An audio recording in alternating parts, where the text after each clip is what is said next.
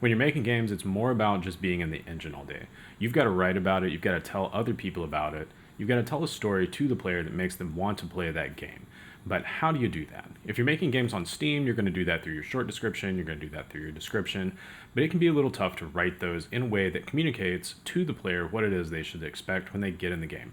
Today, I've got 3 tips for you for ways that I like to use to write Steam descriptions, to write short descriptions, or any other kind of content about a game or about a product that I'm working on. It's something I've used over the years, and I think it works pretty well for me, so hopefully it's going to work for you too. For this video, we're going to focus on writing those descriptions for Steam, but you could use the same method to write descriptions for itch. You could use the same method to write descriptions for a landing page that you're building, for a piece of paper if you really wanted to hand those out for some reason. Anywhere that you got to write about your game and you want to describe it to players, this thing is going to help you out. It all starts out with the verbs. These are the actions the players are going to take from your game. The verbs you choose are so important that Steam marketing guru Chris Zukowski even talks about them in his How to Market a Game blog and his How to Make a Steam Page course. The good thing is if you've already got a design document, maybe you followed my GDD template. If you didn't, that's cool too. You should still have this stuff because it comes down to what is your game loop.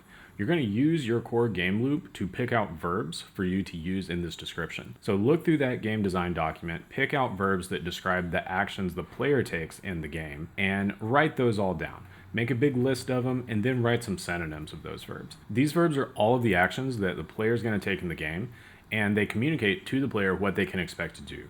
It's really important that you do this from the perspective of the player rather than the perspective of maybe the lore of your game or yourself as a creator, because the player is the one that's going to buy your game, they're the one that's going to play your game. You want to take them through the journey of the game, through the core game loop of the game, to give them an idea if it's something they're going to like and something they want to buy. After you've got those verbs down, now it's time to get the core adjectives for your game. This isn't an English lesson necessarily, but this is really important. Those adjectives are what you're going to use to set the mood. It sets the vibe for your game. It lets the player know what kind of world they're going to step into.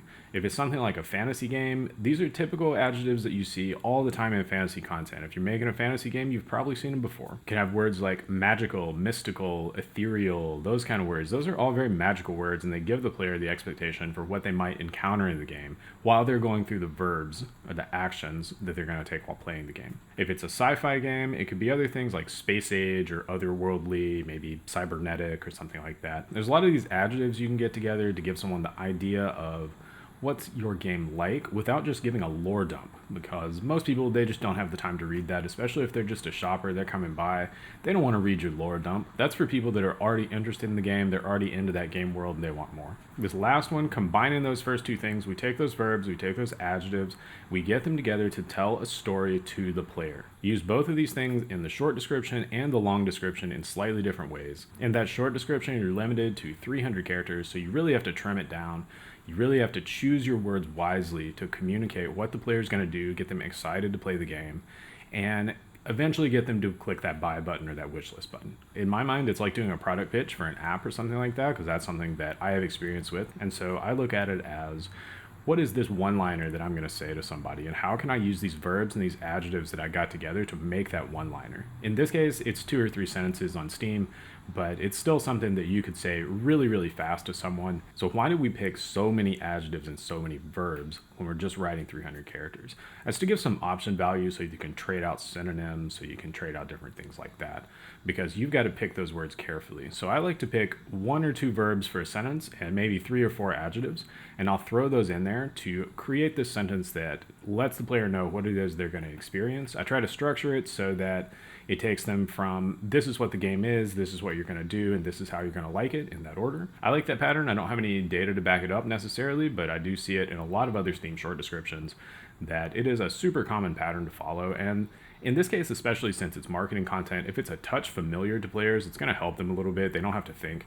And you really don't want customers to think. You want them to go in, see that thing, think, oh, I like that, click the button. Now, the longer description, or just the description as Steam calls it, that's where you can add a little bit more into it because you've got more text to work with. You want to focus it on what is a customer going to think when they see this? What journey are you going to take them through?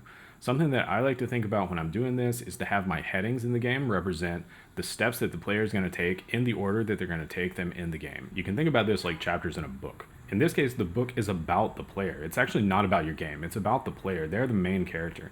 They're experiencing your game as they go through it, but they're the hero. You're writing these 4 small, tiny chapters as headings in that Steam description, and you're taking the player through their journey that they're experiencing when they play your game so that they can get a better idea of what it's like to play that game and decide if they want to buy it. So the good thing is those verbs and adjectives that you picked before, those can just be recycled down here. You're telling a longer version of that short description in the description.